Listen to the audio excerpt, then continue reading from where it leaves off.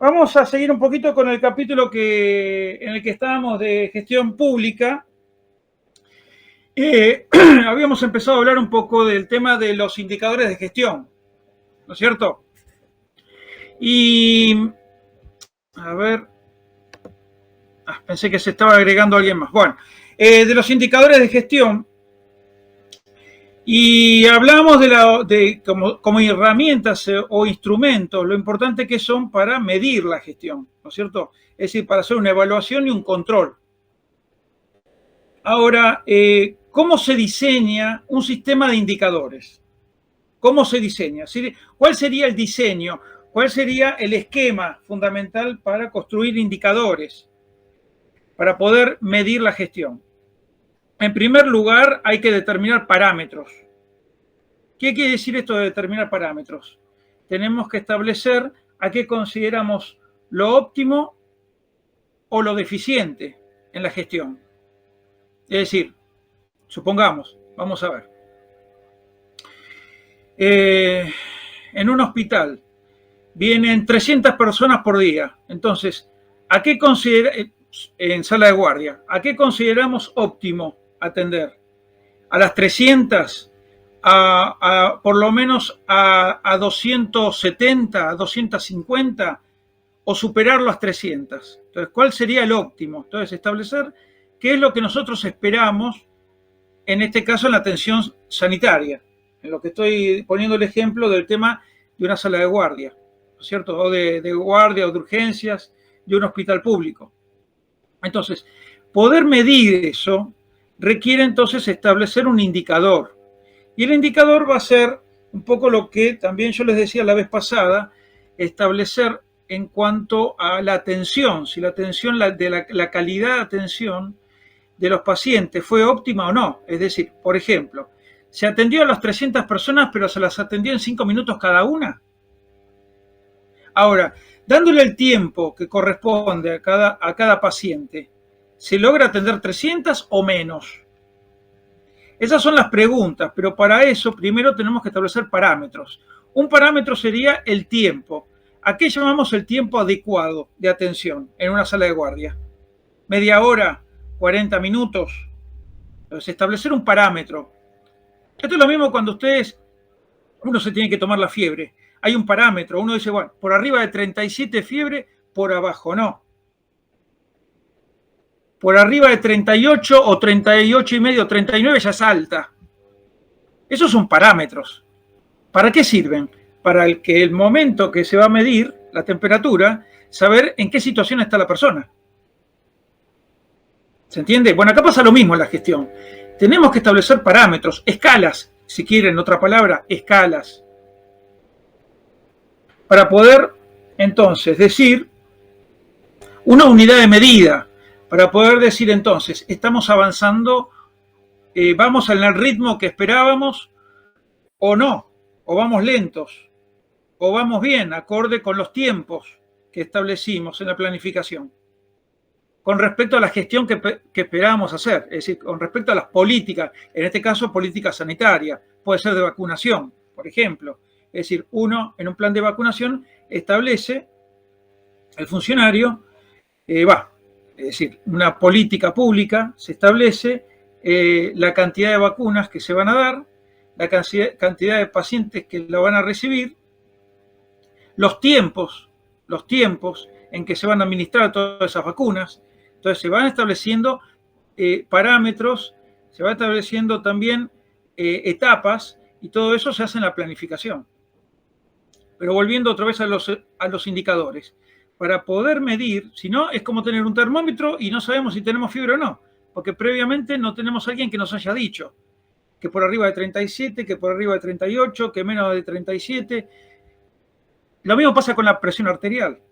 ¿De qué nos sirve medir la presión arterial si no sabemos a qué se considera presión normal, presión moderada, presión media o presión alta? Entonces, primero tenemos que tener un parámetro. Y el parámetro que va a ser la escala o las unidades para poder establecer cuándo la situación es normal y cuándo es anormal. ¿Sí? Entonces, bueno, de esa manera, estableciendo el parámetro, sabemos que una persona que tiene hasta 12, 13 como máximo de presión sería normal. Pasado de 13 a 14, 15 ya es moderada. Superior ya a 14, 15 ya estaríamos en media, y superior a 17, 18 es presión alta, altísima. Entonces, pero eso siempre en base a un parámetro. Y acá pasa lo mismo. Entonces, los indicadores primero necesitan que se establezcan, se determinen un parámetro. Después se sigue elaborar el indicador. Supongamos, vayamos al tema educación. Si yo les digo, por ejemplo, tengo 2 institutos y en uno se reciben, el último año terminan y se reciben 100 personas y en el otro se reciben 500. ¿Hasta ahí les dije algo? No, porque ustedes van a decir, bueno, no, pero en el de 500 se recibió más gente. Claro, pero yo les puedo decir que en el de 100 había 150 anotados y en el de 500 había 2000 anotados. La cosa cambia. Entonces lo que parecía que era fantástico en el de 500 no era tan así. ¿Por qué? Porque lo contrastamos con otro indicador. ¿Se dan cuenta? Son indicadores. Los indicadores son números. Son valores que nos permiten medir. Ahora fíjense que muchas veces un simple indicador no nos dice nada. Lo que yo les decía recién. En un instituto se recibe 100, en otro se reciben 500. Claro, si ustedes lo toman así, fríamente, en crudo, dicen, bueno, se recibe más gente en el de 500. Cuando ustedes lo contrastan con otro número, la cantidad de gente anotada, se dan cuenta que donde se recibió más gente es en el de 100, no en el de 500. ¿Se entiende? Para eso es que sirven los indicadores. Entonces, primero establecer parámetros. ¿A qué consideramos, por ejemplo, una cantidad de egresos óptimo? Que se reciba, por ejemplo, el 80%, el 90%, el 70%. Bueno, y tenemos que establecer un parámetro para decir qué es lo óptimo. ¿Sí? Después de eso, armamos los indicadores. Y finalmente, hacemos la evaluación. Es decir, los indicadores nos van a arrojar números. Nosotros analizamos los números y en base a ese análisis podemos evaluarlo. Si la gestión fue buena, fue mala, fue regular. Pero siempre necesitamos esa estructura. Es decir, parámetros, determinación de parámetros, construcción de indicadores y finalmente hacemos la evaluación. ¿Está bien? Después vamos a hacer, es decir, se van a hacer ejercicios de todo esto. Vamos a hacer ejercicios prácticos muy parecidos a esto de lo que yo les estoy dando. En tema salud, en tema educación, por ejemplo. Así que bueno, después vamos a volver a tocar este tema. La parte práctica se los va a dar la doctora Asensio. Conmigo, más que nada, van a ver un poco la teoría, pero la parte práctica la van a ver con la doctora Asensio.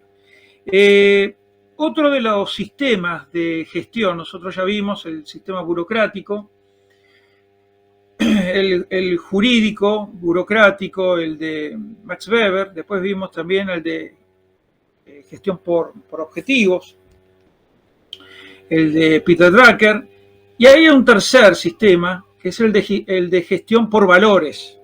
Gestión por valores. ¿Qué es este tema de la gestión por valores?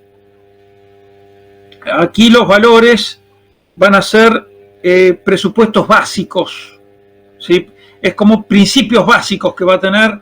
Esto es aplicable también a lo que es el sector privado, es decir, al sector empresario, corporativo, no solamente al sector público. Entonces, la gestión por valores lo que van a establecer son presupuestos básicos, principios. ¿Con el fin de qué? Con el fin de orientar las acciones y las decisiones de la organización.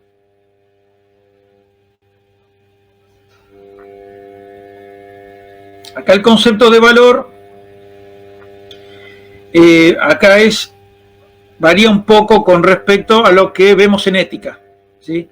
Acá valor es como principio básico, principios rectores, principios fundamentales básicos, presupuestos básicos que tiene una organización pública o privada, es lo mismo, y que tiene como finalidad orientar las acciones y las decisiones de esa organización.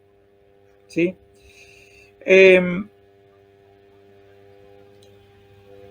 Y estos valores, en general, estos principios, tienen que ser internalizados por todos los que integran, por todos los miembros que integran esa organización. ¿De qué manera se van a integrar? A través de la comunicación, el trabajo en equipo, por ejemplo. ¿Sí? Es decir, un buen trabajo de comunicación,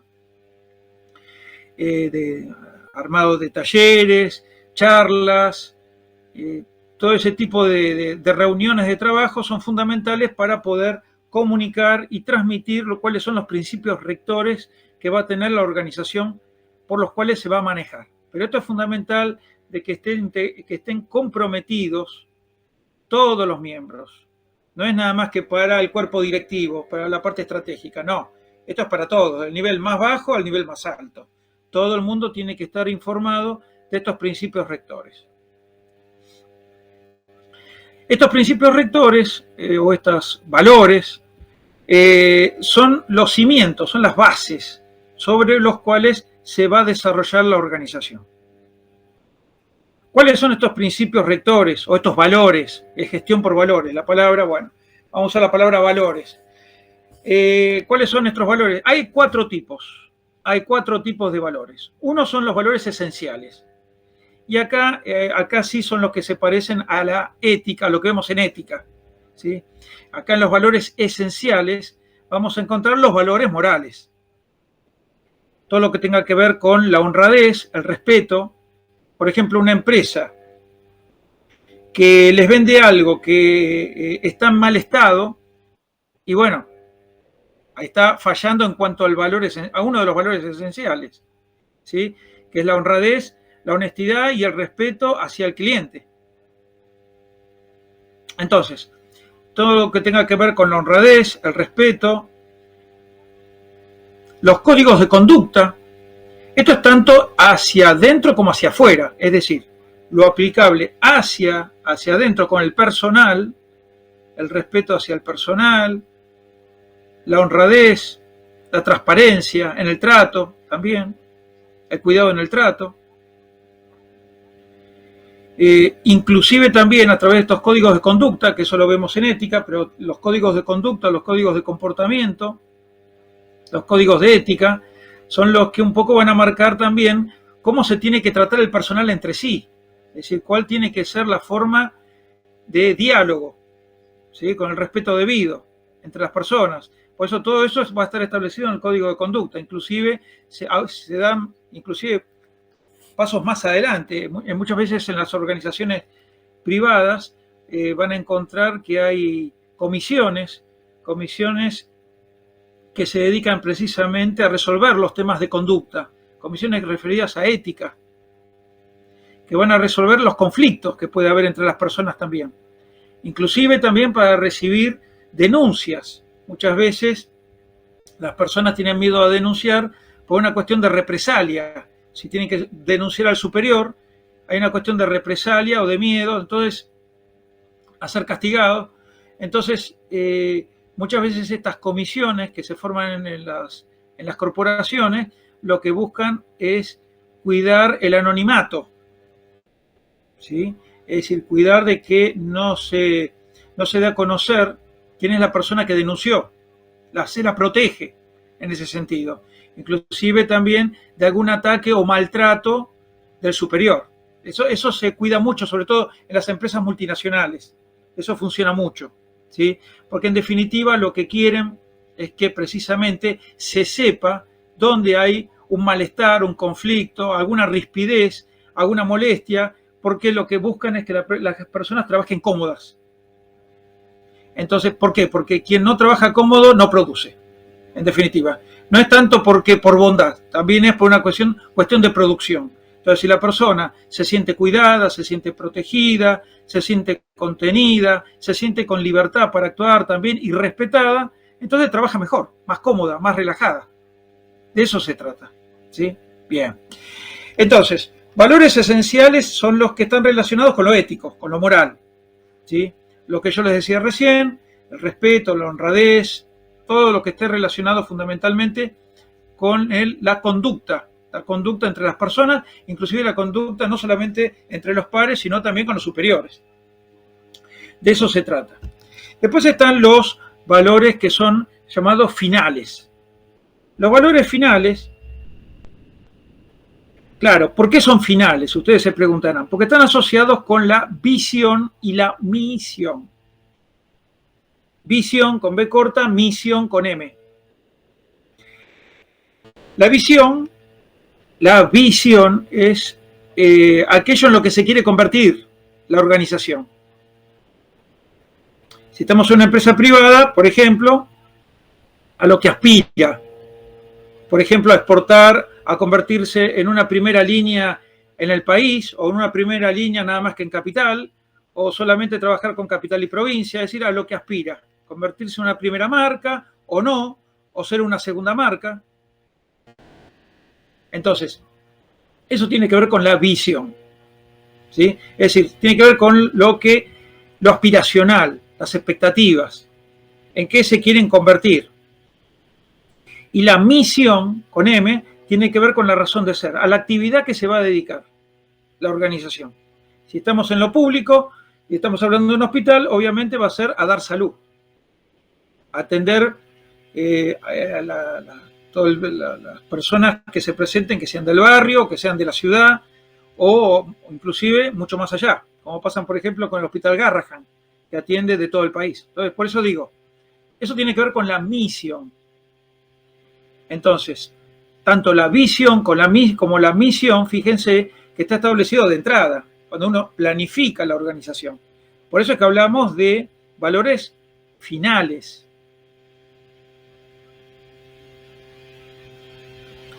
También es importante acá, obviamente, para transmitir los principios relacionados con la misión y la visión, todo lo que tenga que ver de vuelta con el tema de la comunicación. Eso es fundamental, ¿sí? Poder transmitir a todo el personal y, claro que, el compromiso del otro lado, el compromiso del personal con la calidad de lo que va a dar, ya sea salud, ya sea educación, ya sea seguridad, lo que sea, la actividad que sea. Lo mismo pasa en el sector privado. Depende de la actividad o el servicio que se esté prestando, entonces es el compromiso de que la persona que viene se vaya satisfecha, o si viene con un reclamo, o con una queja, o con un problema, bueno, se le resuelva el problema, o se le dé una solución. De eso se trata, ¿sí? Entonces, todo esto tiene que ver con los valores esenciales. Inclusive también, acá también tiene que ver con lo que es la protección del medio ambiente, no solamente la calidad en la atención, también la protección del medio ambiente. En definitiva, también es un compromiso que tiene la organización con, bueno, en este caso con lo ecológico, ¿no es cierto? Con el cuidado del medio ambiente. Después tenemos los valores instrumentales. Valores instrumentales. Los valores instrumentales están relacionados con la forma de pensar y de hacer las cosas. De ahí tiene que ver con lo instrumental, la herramienta también, ¿sí? Entonces, hablar de instrumental hace también sinónimo a herramienta. Entonces, valor instrumental está relacionado con la forma de hacer las cosas y la forma de pensar también. Y dentro de los valores de tipo instrumental tenemos lo que es el trabajo en equipo. El trabajo en equipo es un valor instrumental.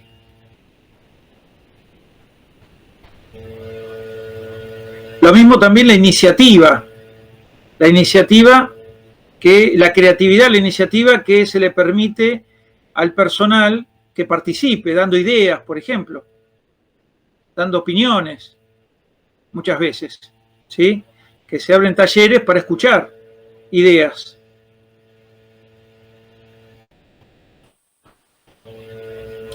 Y acá entra también en los valores instrumentales, como estamos hablando del trabajo en equipo, lo que tiene que ver también con la colaboración, ¿sí? Es decir, transmitir el valor de cooperar y colaborar entre el personal o entre distintas áreas, no que terminen compitiendo, A una empresa no le sirve que compita una gerencia contra otra gerencia.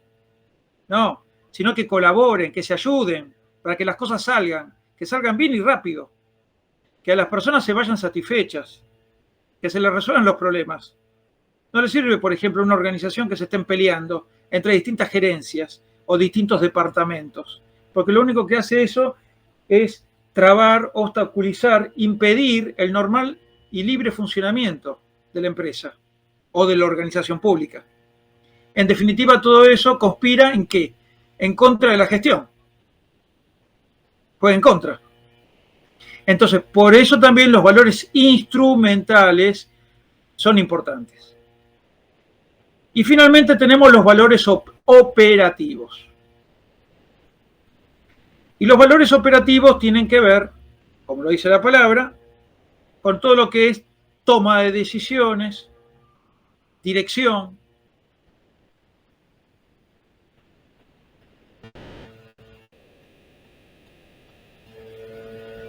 Y dentro de lo que son los valores operativos, y acá traigo de vuelta lo que arranqué al principio, el tema de los indicadores de gestión. ¿Por qué?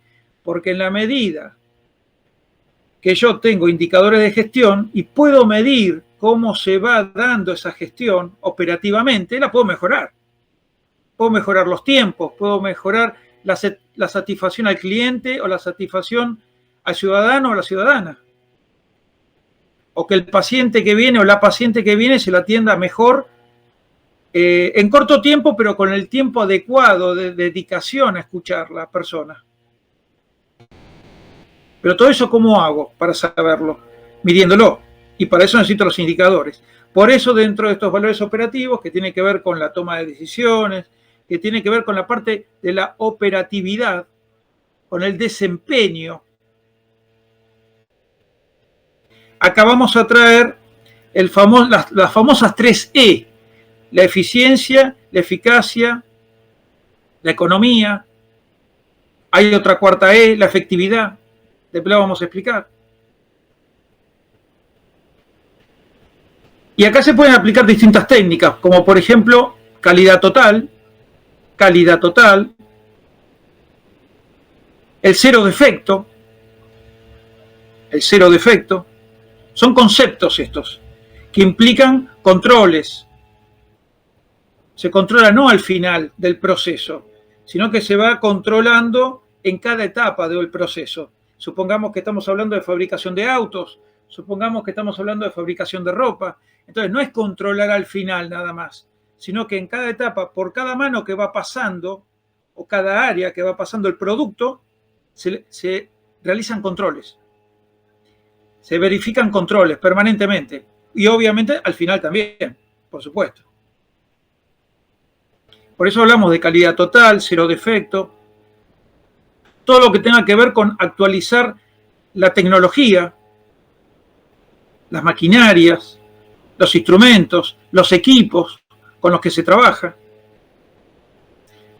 Piensen lo importante que es en salud, los equipos con los que se trabaja.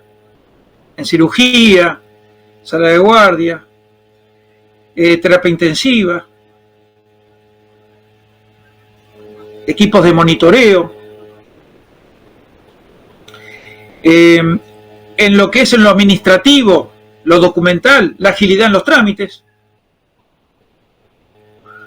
También lo que decíamos recién, el tiempo de respuesta a los reclamos y a las peticiones, también tiene que ver con lo operativo. Poder medir esos tiempos. Por eso, repito, lo importante también de los indicadores. La demora de atención. Ustedes van a alguna empresa de celulares y resulta que van con un reclamo y los tienen 2 horas esperando. Y ustedes esas 2 horas perdieron de hacer un montón de cosas, particulares de ustedes. Y muchas veces esperaron 2 horas y no les resuelven el problema. Entonces, lo que tiene que ver con la demora en la atención, por eso hablamos de eficiencia, eficacia en la atención al público. Es indistinto, ya sea el sector público o privado, lo mismo. Entonces, todo esto, ¿con qué está relacionado? Con el desempeño de las tareas. está relacionado con la operatividad de la organización.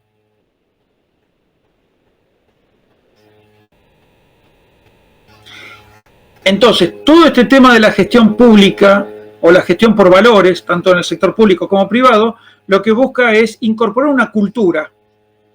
una cultura organizacional. ¿Para qué? Para que haya un efectivo compromiso de todos y todas los integrantes de la organización.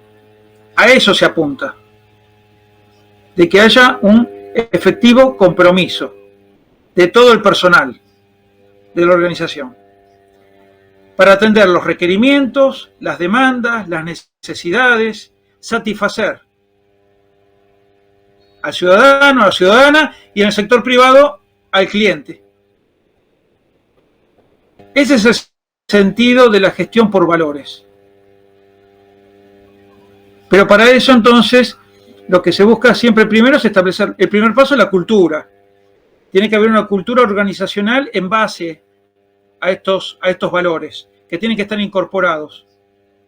Es más, tienen que estar documentados. Por eso hablábamos también al principio de los valores de los esenciales, que tenía que haber un código de conducta. De hecho lo hay. En las empresas más importantes tienen códigos de conducta y de comportamiento organizacional. Pero la idea es precisamente eso, establecer una cultura organizacional en base a valores, ¿sí? Bueno, vamos a dejar acá, vamos a seguir en la que viene. Lo que les pido es que estén atentos a la plataforma, porque no estoy seguro si vamos a tener clase, porque probablemente yo les mande un apunte para leer, ¿sí? Entonces, lo que les pido es que estén atentos, sobre todo el viernes, puede ser, y el mismo lunes, a la plataforma. Así que les voy a comunicar por la plataforma si vamos a tener efectivamente clase o no. ¿De acuerdo? ¿Sí? Bueno, y cualquier duda que tengan... Profe, ¿Cómo? Claro, gracias.